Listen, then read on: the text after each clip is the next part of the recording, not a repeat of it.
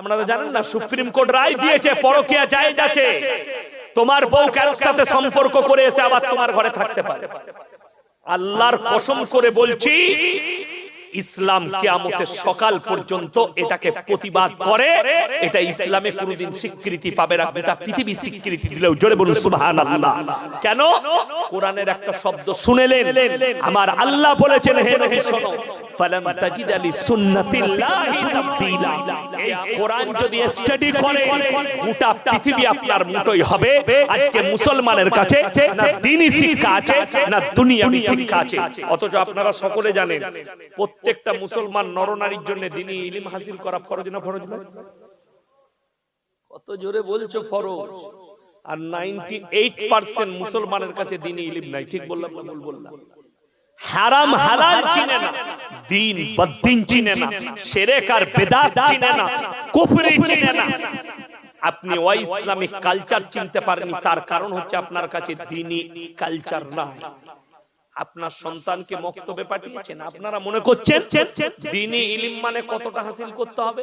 মৌলভী হতে হবে, মুহাদ্দিস হতে হবে, হাফেজ হতে হবে, কারি হতে হবে, মুফতি হতে হবে। কে বললে? কোন হুজুর বলেছে? যে হুজুর বলেছে তার মধ্যে কোরআন হাদিসের জ্ঞান নেই।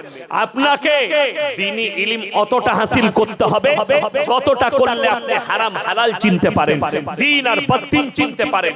কোথায় করবেন জায়গাটাও বলে দিচ্ছি।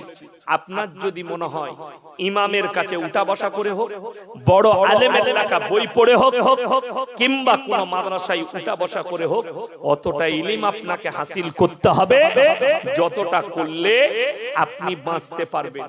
মুসলমান হারাম হালাল কি বুঝেছে বলে দিই। পানিটা দেন তো একটু গ্লাসে ঢালে।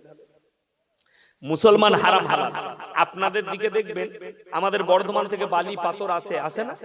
কথা বলে বীরভূম বর্ধমানের ছেলেরা বালি পাথর নিয়ে আসে। এইদিকে দুটো মুসলিমদের ছেলে লরি চালায়, হোটেলে দাঁড়িয়েছে হাই রোডের সাইডে। হোটেলে ঢুকি বলছে এক বোতল মদ দিত, মদটা খেয়ে দিলে গ্লাসে ঢেলে। এরপর বলছে মুরগির মাংস আর রুটি নিয়ে আই। বিসমিল্লাহ। মুরগির মাংস আর রুটি যখন হোটেলের কর্মচারী এনেছে, তখন থেকে হযরত জিজ্ঞেস করছে, মুরগিটা জবাই না কাটা? আলা মার হারাম করকে জুতো করে। আচ্ছা, যে মদ খেয়েছে তারা জিজ্ঞেস করে লাভ আছে? ওটা কাটা না গোটা? বড় কষ্ট লাগে। কেন? এই দ্বীনি ইলম থাকলে সে বুঝতে পারতো মদটা যেমন হারাম, কাটাটা সেরকম হারাম। মুসলমান মুমিনরা শুনেলেন, দোয়া কবুলিয়াতের জন্য প্রথম শর্ত রাখা হয়েছে ইসলামে হালাল খাবার। তবে আপনার দোয়া কবুল হবে, না হলে কবুল হবে না। হালাল খাবার খেতে হবে, এটা প্রথম শর্ত। আচ্ছা, আপনি যদি কলকাতায় যান, আপনি যদি বাগনান বাজারে যান, আপনি যদি উলুবেড়িয়া টাউনে যান, আপনি যদি কোনো রেস্টুরেন্টে কিংবা কোনো হোটেলে খেতে যান, আপনি কি জিজ্ঞেস করবেন? দাদা মুরগিটা জবাই না কাটা? করতে হবে না? হবে না? করতে হবে না? করতে হবে আপনাকে। আপনি মুসলমান মুমিন, আপনাকে হালালটা খুঁজে খেতে হবে। আপনি এটা বুঝতে পারলেন। ইয়াসিন ভাই বলে গেল বর্ধমান থেকে এসে, কাটা মাংস খাওয়া চলবে না, জবাই করা খেতে হবে।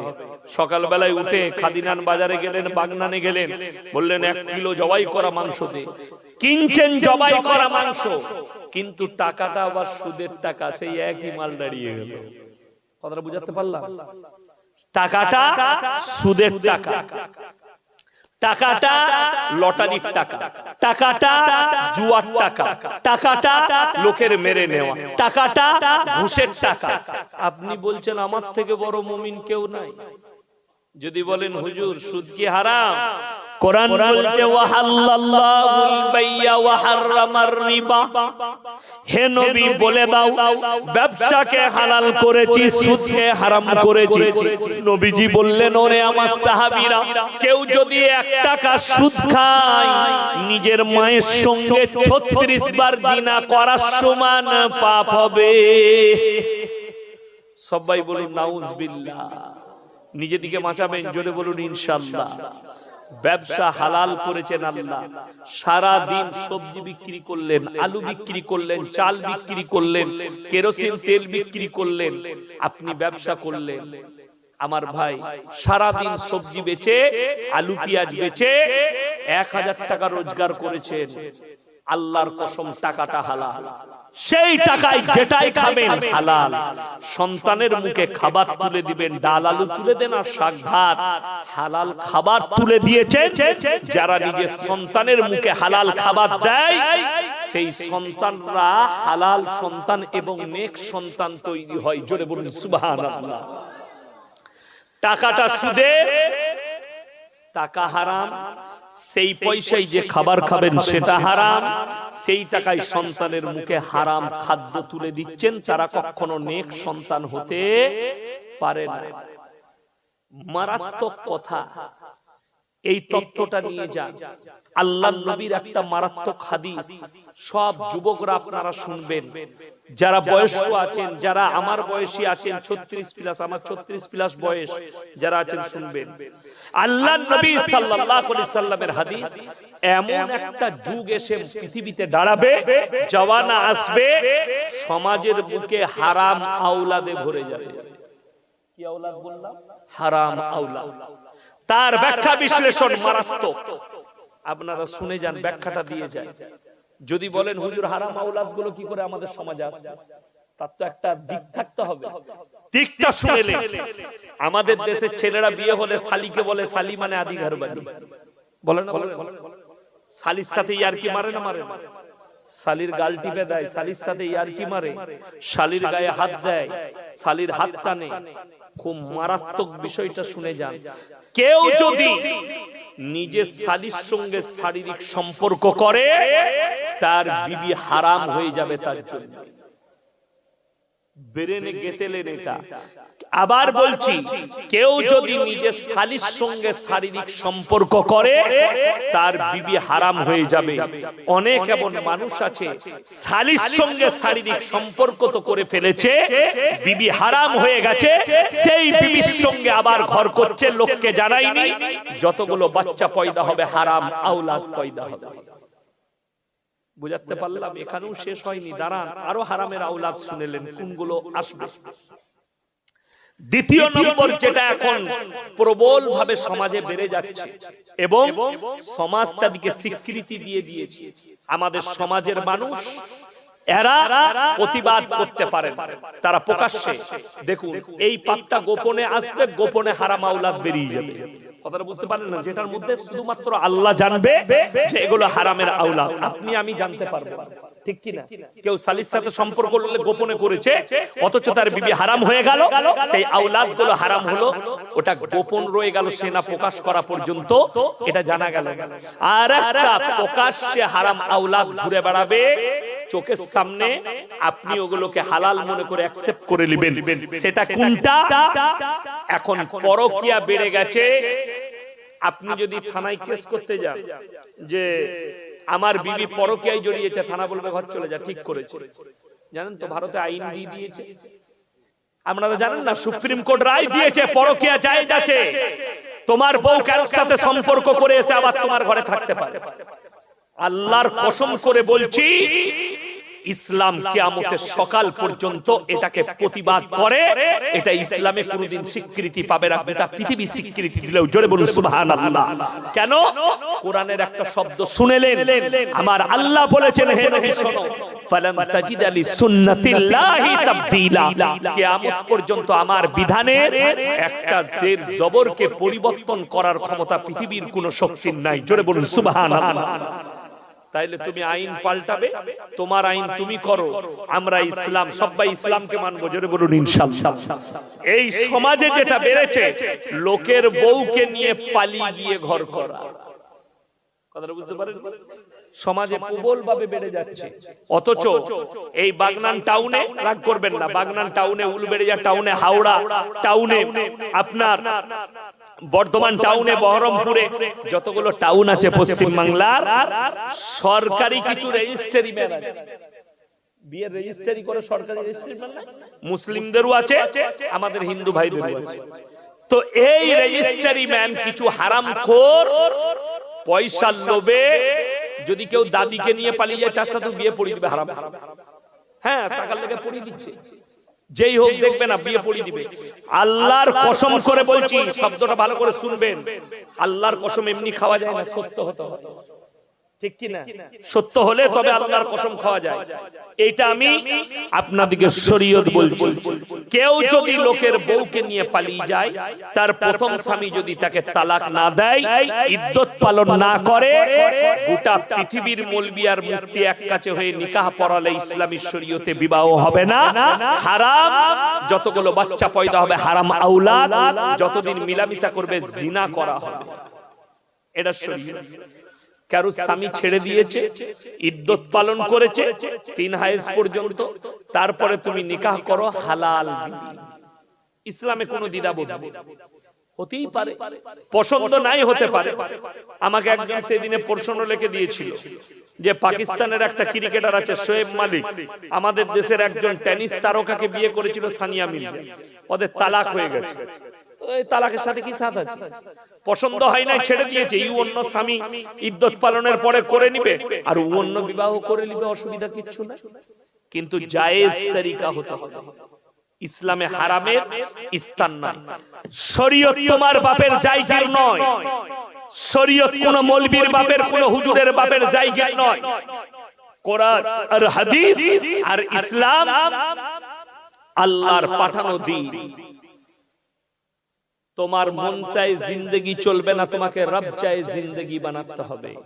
তুমি যদি বলো মন চায় জিন্দেগি করব, তুমি ইসলামে থাকবে না। ওই জন্য তো আমাদের মুসলমানরা মুসলমান চিনতে পারেনি। তা না হলে এই মুসলমানরা কখনো শাহরুখ খানকে মুসলমান ভাবে? এই মুসলমানরা কখনো সালমানকে, হিজড়েটাকে কখনো মুসলমান ভাবে? আমি ভাবি না। আমার মতো মৌলবীকে জিজ্ঞেস করবেন, এরা এখনো মুসলমান হয়নি। হ্যাঁ, কলমা পড়লে হয়ে যাবে, কলমা পড়ে ফিরে এলে হতে পারে।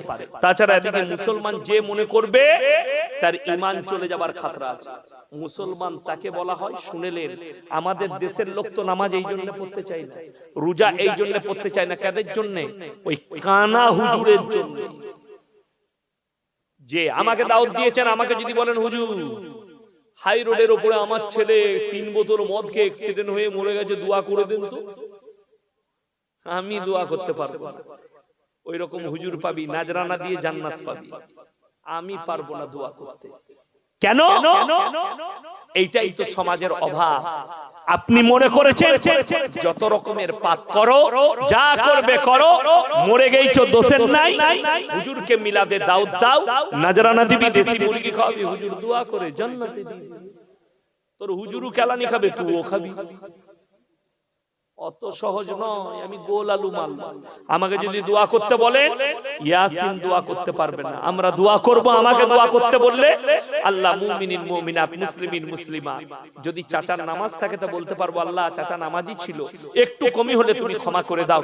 আল্লাহ আমার যুবক ভাই মারা গেছে, 5 ওয়াক্তের নামাজ পড়তো, জুম্মাটাও পড়েছে, জিন্দেগি ভর নামাজ পড়ে নাই, মদের ভাটিতে জীবন কাটিয়েছে, গাঁজার ভাটিতে জীবন কাটিয়েছে। তুমি হুজুরকে মুরগি খাইয়া নাজরানা দিয়ে জান্নাতে দিবে? ওই হুজুর ইয়াসিন নয়। শুনেলেন, দলিল দিয়ে যাচ্ছি। আজকে আমি জলসা করতে এসেছি খাদিনানে। আপনাদের সাথে বক্তা শ্রোতা দুটো সম্পর্ক আছে। কটা সম্পর্ক বললাম? দুটো। একটা হচ্ছে বক্তার শ্রোতা, আর একটা হচ্ছে এক মুমিন আর এক মুমিনের ভাই। ভাই আমি আপনাদের ভাই, ঠিক কিনা কথা বলেন? এতটুকু। কিন্তু আপনারা সকলে আমাকে চিনেন, আমি কিন্তু সকলকে চিনি না, ঠিক কিনা? যাদের সঙ্গে মুখ চিনা আছে, সম্পর্ক আছে, তাদেরকে আমি চিনি, বাকি সবাইকে আমি সকলকে চিনি না। কথা শুনেছেন? আপনাদের, আপনার সঙ্গে আপনার সন্তানের বেশি সম্পর্ক না হুজুরের বেশি? কথা বলে না? সন্তানের। কিসের সম্পর্ক? রক্তের সম্পর্ক হয়, বাপ আর বেটা। তোমার বিবির সঙ্গে তোমার সম্পর্ক বেশি না হুজুরের বেশি? কথা বলে না? বিবির সঙ্গে সম্পর্ক বেশি। তারপর ভেবে দেখো, কোরআন শোনাও। তুমি বলছো ইয়াসিন হুজুরকে দাওয়াত করেছি, আমাকে জান্নাতে নিয়ে যাবে। আমার আব্বাজানের একজন ভাগ্নে আছে, আমাদের প্রকৃত ভাই হয়, কালো ভাই না। তো মাদ্রাসায় এসে বসে, একদিন বলছে মজাক করে, বলছে মামা আমার চিন্তা নাই। আমি কেন বলো দেখিনি ভাই? বলে আমার তো কোনো চিন্তা নাই, তুমি আছো আর আমার মামা আছে, জামার পেছনটা ধরে ঢুকে যাবো জান্নাতে। আমি বলি ওই জন্যই তো তোর এখনো পর্যন্ত জ্ঞান গম্ব হয়নি। জামাটা ধরবি কোথায়? কিয়ামতের দিনে তো সবাই উলঙ্গ থাকবে। তাহলে তুই একটা রশি নিয়ে যাবি, দড়ি কোমরে বেঁধে দিয়ে ধরে থাকবি। কথাটা বুঝতে পারলি? এ অকাট মূর্খ। কষ্টের বিষয় হচ্ছে আপনি ভরসা করেছেন আমার উপরে, ইয়াসিনের উপরে। ভেবে দেখুন, বাপ বেটার সম্পর্ক রক্তের, মা বিটির সম্পর্ক রক্তের, স্বামী স্ত্রীর রক্ত সম্পর্ক হচ্ছে অন্তরঙ্গ সম্পর্ক, ভেতরের সম্পর্ক। এরা কে কত টাকার কাজে আসবে? কোরআন পড়ুন, ইয়াউমা ইয়াফিরুল মারউ মিন আখি ওয়া উম্মিহি ওয়া আবি ওয়া সাহিবাতিহি ওয়া বানি লিকুল্লি ইমরিন মিনহুম ইয়াউমাইদিন শানুন ইউগনি। কোরআন এটা। হে আমার নবী বলে দাও, কিয়ামতের দিনটা এত ডেঞ্জার হবে, স্বামী স্ত্রীর কাছে যখন ছুটে পৌঁছাবে, স্বামী বলবে দুনিয়াতে আমার কোনো স্ত্রী ছিল না, স্ত্রী বলবে স্বামী ছিল না, বাপ বলবে বেটা ছিল না, বেটা বলবে বাপ ছিল না, মা বলবে বিটি ছিল না, বিটি বলবে মা ছিল না, বন্ধু বলবে আমার কোনো অন্তরঙ্গ বন্ধু ছিল না। যদি এরা কেউ কারুর যদি পরিচয় না দেয়, তা আমার মাথা খারাপ হয়েছে, তুমি ইলিশ মাছ দিয়ে ভাত দিয়েছো, আমি বলবো হ্যাঁ দাউদ দিহিলি বোর্ডে খাদি না নে, তো আয় তোকে নিয়ে জান্নাতে যায়, আমার বউ বাদ দিয়ে তোমাকে নিয়ে যাব, আমার ছেলে বাদ দিয়ে তোমাকে নিয়ে যাব। কোরআন সূরা আরাফ প্রথম পৃষ্ঠা 8 পারা, সূরা আরাফের প্রথম পৃষ্ঠায়, ফালানাসআলান্নাল্লাযীনা উরসিলা ইলাইহি ওয়ালানাসআলান্নাল মুরসালিন। এই মৌলভী মোল্লা পীর ফকির তো দূরের কথা, আমি নবী পয়গম্বর রাসূল দেখেও ডার করাবো, তাদের উম্মত উম্মতিকেও ডার করাবো, রিহাই পাবে না। বড় কষ্টের বিষয় আমার ভাই। চলুন আপনাদেরকে বুঝিয়ে দিই। আপনি মনে করছেন এই মৌলবীদের দোয়া দ্বারা পেরিয়ে যাব, আমার কি হবে তা আমার নিজের ঠিক ঠিকানা না। এক নম্বর। দ্বিতীয় নম্বর, বুখারী শরীফের হাদিস, আল্লাহর হাবিব সাল্লাল্লাহু আলাইহি সাল্লামের কাছে খবর এলো, ইয়া রাসূলুল্লাহ, আপনার চাচা যান মরণপন্ন অবস্থায়। নবীজি ছুটলেন, হাতটা ধরে নবীজি বললেন, চাচা গো, একবার কলমাটা পড়ে নাও, আমি আল্লাহর কাছে তোমার জন্য কেঁদে কেঁদে ক্ষমা চাই। নবীজির চাচার উত্তর কি বেরিয়েছে জানেন? আমি যদি বার্ধক্যে কলমা পড়ি, লোকে বলবে মৃত্যু ভয়ে কলমা পড়েছে, আমি কলমা পড়তে পারবো না। যখন এই অস্বীকার করে দিল, আল্লাহ আয়াত পাঠিয়ে দিলেন নবীজির কাছে জিবরিল আমিনের মাধ্যমে। কি আয়াত? ইন্নাকা লা তাহদি মান আহবাবতা ওয়ালাকিন্নাল্লাহা ইয়াহদি মান ইয়াশা। হে আমার বিশ্ব নবী, পৃথিবীর মানুষকে বলো, হিদায়াতের দপ্তরটা একমাত্র আমার আল্লাহর হাতে। আমার ইচ্ছা নেই তোমার চাচা কলমা পড়তে পারবে না। নবীজির চোখে পানি, গালে গড়িয়ে এলো। চাচা যান চলে গেলেন, শুনেলেন। এরপরে নবীজি আবার হাত তুলে দোয়া করলেন, কার জন্য? চাচার জন্য। কি বললেন আল্লাহকে? ওগো আল্লাহ, তুমি আমাকে যতদিন না নিষেধ করছো, আমি কেঁদে কেঁদে আমার চাচার জন্য দোয়া করব। নবীজি দোয়া করতে লাগলেন, আল্লাহ আয়াত পাঠালেন আবার জিবরিল আমিন। এইটাই হচ্ছে মারাত্মক নসিহত নবীজির উপরে।